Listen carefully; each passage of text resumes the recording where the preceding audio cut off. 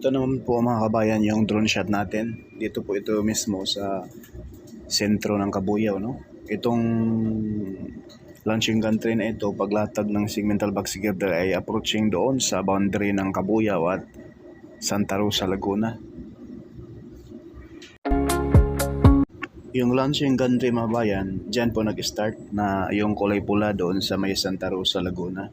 Dyan siya nag-start sa boundary ng Kabuyao at mismong Santa Rosa mga kabayan. So malapit na po, mga 6 na poste na lang mga kabayan. Ito ay maidikit na po, maidugtong na po doon sa kung saan nag-start yung isang launching gantry, yung kulay pula na nasa Santa Rosa, Laguna mga kabayan.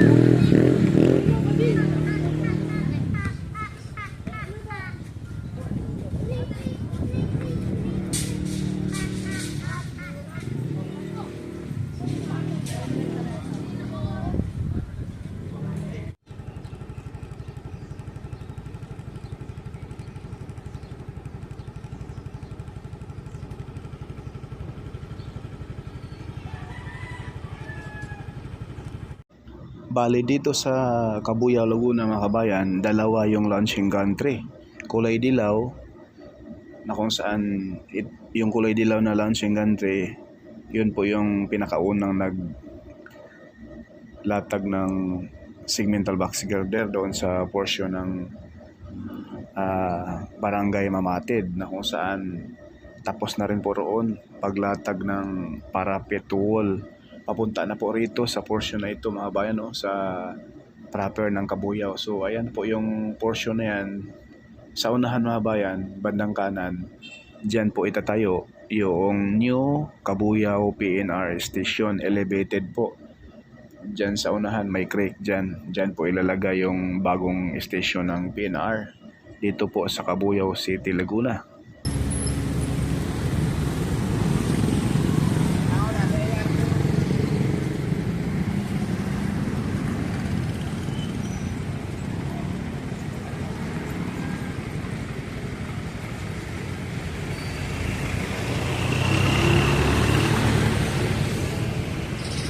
Ito po yung portion sa SM at Robinson mga bayan, sa tabi ng Maharlika Highway.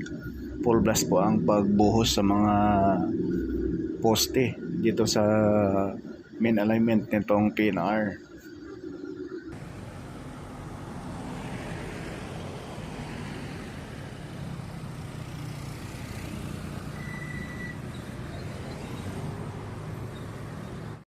So doon mga bayan, cantilever bridge din po ang gagawin doon, kagaya doon sa mismong San Pedro na napakataas yung mga poste dahil tatawid nga po sa highway dito sa Maharlika Highway mga bayan. So itong portion na ito mga bayan, ito na po yung pagtatayuan ng new Santa Rosa PNR station.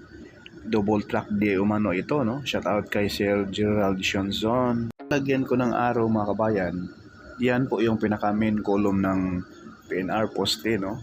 Bakit siya ay halos magkadikit yung dalawang poste na yan mga kabayan? Ibig sabihin po, dyan po magtatakpo yung pinaka-main line. Dahil dito po sa pagtatayuan ng Santa Rosa Station, double track dito. So bali nagsanga dyan. Dyan po magtatagpo, ibig sabihin po. Paki-comment po down below sa mga engineer, no? Mga Pilipino engineer natin. Maraming salamat po. Mga bayan, masisilayan na po natin yung launching gantry dito sa Santa Rosa City, Laguna, na kung saan doon tayo galing kaganina. Kaganina ay umambon na umaraw. Kakaiba ng panahon ngayon. Ngayon, ang init naman ay ambot. So, ngayon mga bayan, mula roon sa launching gantry, papunta rito sa Santa Rosa Sports Complex, na kung saan dito po itatayo yung new Santa Rosa PNR station. Elevated siya, no? Ayan po. Yung pinaka foundation ng poste mga bayan. Sa pinakailalim niyan, may nakabaon pa yan na 6 na poste. At yung pinakagitna dyan po ilalagay yung rebars sa pinaka main poste nitong PNR. Ang akala nyo, dire-diretso lang tusok yung pinaka-main poste. Sa pinakailalim, mayroon pang 6 na poste, binabaon dyan mga bayan, kaya ganun katibay. Shout out po sa Hyundai Dunga, no? Napakatibay ito, kahit lindol na magnitude 8 or 9, kayang suungin ito mga kabayan. Pero ipagdasal pa rin natin na walang lindol sa ating bansa, no? Ayan po sa unahan mga kabayan, masisilayan na po natin yung kulay pula na launching gantry. Ayan, no? Papunta na rito sa mismong Santa Rosa New PNR Station. Ayan po mga kabayan, galing tayo kanina doon sa entrada sa ating video sa Kabuyaw.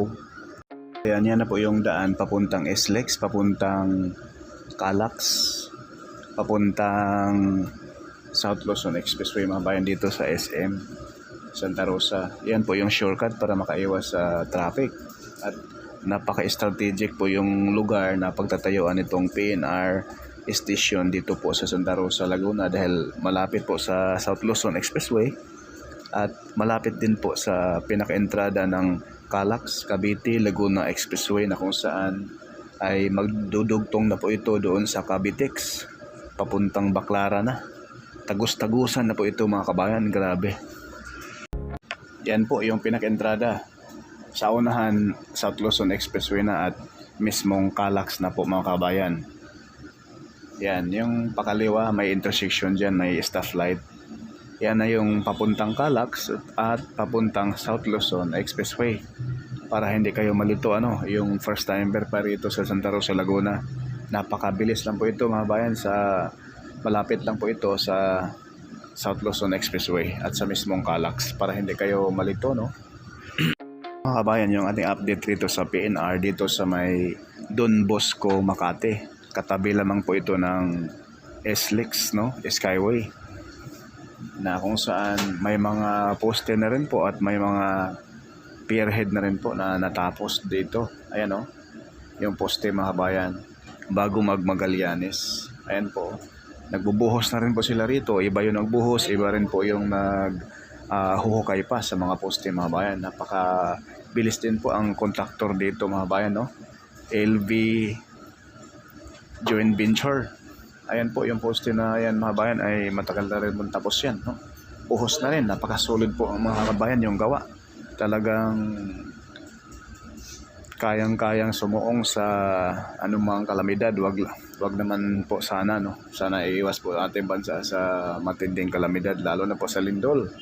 Yung the big one, di umano mga kabayan, ay nako naman, Diyos ko po, ay talagang pinaghahandaan ng gobyerno natin yan. Ay wag naman sanang tumama yan, dahil delikado pa rin mga kabayan, no? Ayan po yung Don Bosco, Makati, itong area na ito. May mga poste na natapos at may iba rin po na bubuhusan pa lang ng pierhead. So ayan po yung tarpaulin dito sa PNR, NSCR, dito po sa portion ng Makati, Don Bosco, Makati. Yan na po yung progress sa ngayon mga kabayan. So hanggang dito lang muna yung ating update sa PNR NSCR South. Porque Studio hindi sikat. Pag nag-aabot ng balitang tapat, paki-like and share, follow, subscribe po. Maraming salamat.